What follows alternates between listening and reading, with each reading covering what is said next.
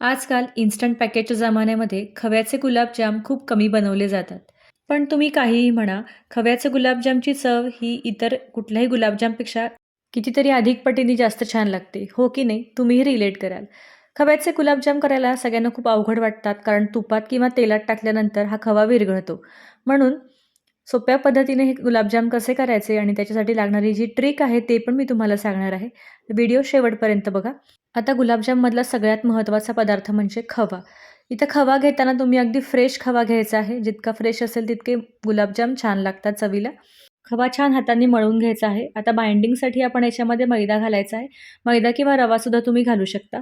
पहिल्यांदा मी 3 चमचे मैदा घातलेला आहे आणि परत एकदा ही छान अशी कणिक मळल्यासारखी मऊ असं मळून घ्यायचं आहे.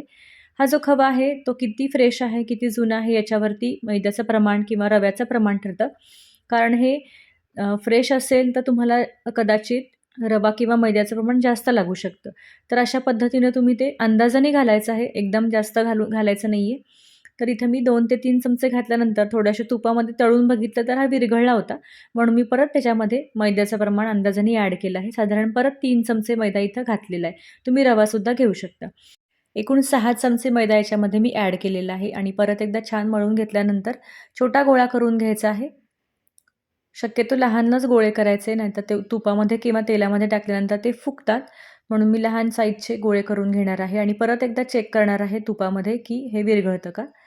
तर लहान-लहान गोळे बनवून घ्यायचे आहेत. अशा पद्धतीने तूप गरम करून घेतलेलं आहे. तुम्ही तेलही वापरू शकता. तूप छान मीडियम गरम झाल्यानंतर आपण एक छोटा गोळा जो आहे गुलाबजामचा तो घालून तळून बघूयात. तर बघा या इथे कुठेही विरघळला नाही आहे हा गोळा म्हणजे आपलं मैद्याचं प्रमाण परफेक्ट झालेलं आहे. खूप जास्तही मैदा नाही आहे किंवा खूप कमीही नाही आहे. व्यवस्थित प्रमाण झालेलं आहे. आणि मग बाकीचे गुलाबजाम जे आहेत बनवलेले ते आपण याच्यामध्ये घालून तळून घेऊयात. आता हे तळताना अगदी हलके असतात त्यामुळे अगदी नाजूक हाताने किंवा नाजूक पद्धतीने तळायचे आहेत आणि लगेचच हे गरम होतात किंवा लगेच ह्याला कलर यायला लागतो म्हणून असं चमच्यानी ढवळत राहायचं आहे. हे तूप तुम्ही इथं ढवळायचं आहे. कुठल्याही गुलाबजामला टच न करता हे हलवत राहायचं म्हणजे आपोआप एकदा कलर आल्यानंतर ते थोडे सेट होतात आणि मग आपण झाऱ्याने किंवा चमच्यानी हे बाजूला काढून घेऊ शकतो. अशा पद्धतीने याच्यावरती आपण तूप असं हलवत राहायचं आहे म्हणजे त्याला छान एकसारखा कलर येतो. गुलाबजामला जास्त हलवत राहायचं नाही आहे कारण गुलाबजाम नाजूक असतात, तुटू शकतात तेलामध्ये. अशा पद्धतीनं छान तांबूस रंग येईपर्यंत तळून घ्यायचे म्हणजे अगदी छान आतपर्यंत छान शिजले जातात. मंद आचेवरती मी हे तळून घेतलेले आहेत. सगळे हे गुलाबजाम आपण एकाच वेळी तळून घ्यायचे आणि नंतर पाक करायचा किंवा तुम्ही आधी पाक करून घेऊ शकता आणि मग गुलाबजाम जसे तळले तसे तुम्ही त्याच्यामध्ये घालू शकता. आता हे गुलाबजाम जेव्हा पाकात टाकतात तर एक तर पाक तरी गरम असायला हवा किंवा गुलाबजाम तरी गरम असायला हवे. दोन्ही गोष्टी गरम असायला नकोत, नाहीतर ते विरघळतात पाकामध्ये टाकल्यानंतर. तर आता हे गुलाबजाम थोडे थंड होत आहेत तोपर्यंत आपण पाक करून घेऊयात. पाक घेण्यासाठी मी इथं 2 ग्लास मोठे साखर घेतलेली आहे म्हणजेच पाव किलोला थोडी कमी साखर घेतलेली आहे. आता साखरही तुम्ही तुमच्या अंदाजाने घेऊ शकता. थोडा मीडियम गोड असं मी बनवणार आहे त्यामुळे मीडियम साखर घेतलेली आहे. तुम्ही जास्तही साखर घेऊ शकता किंवा कमी घेऊ शकता. आता साखरेमध्ये पाणी घालायचं आहे. पाणी घालताना साखर बुडेपर्यंत पाणी घालायचं आहे. खूप जास्त पाणी घालायचं नाही. आणि आता हे मोठ्या आचेवरती वितळून घेऊयात.